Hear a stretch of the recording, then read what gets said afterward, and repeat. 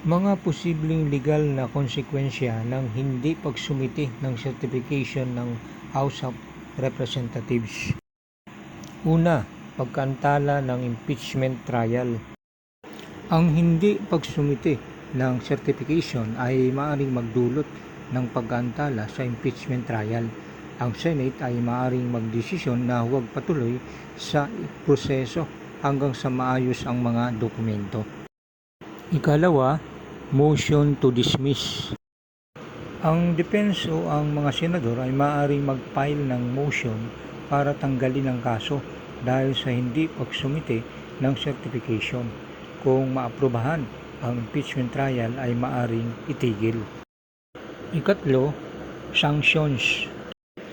Ang House of Representatives ay maaaring harapin ang mga sanctions mula sa Senado dahil sa hindi pagsumiti ng kinakailangang dokumento. Maaaring ito ay isang formal na reprimand o iba pang parusa. Ikaapat, pagsusuri sa konstitusyonalidad.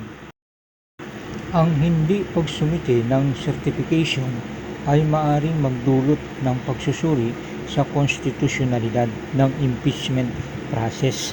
Ang mga senador ay maaaring magduda kung ang proseso ay sumusunod sa saligang batas. Ikalima, pagsusuri sa legitimacy ng kaso. Ang hindi pagsumiti ng certification ay maaaring magdulot ng pagdududa sa legitimacy ng impeachment case.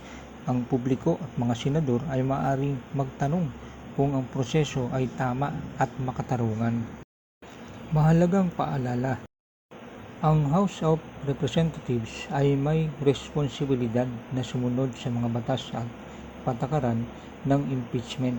Ang hindi pagsumiti ng certification ay maaaring magdulot ng legal na komplikasyon at pagkaantala sa proseso. Marami pong salamat. Maging kalmado lamang po sana ang lahat sa lahat ng panahon at sitwasyon. Magandang araw po.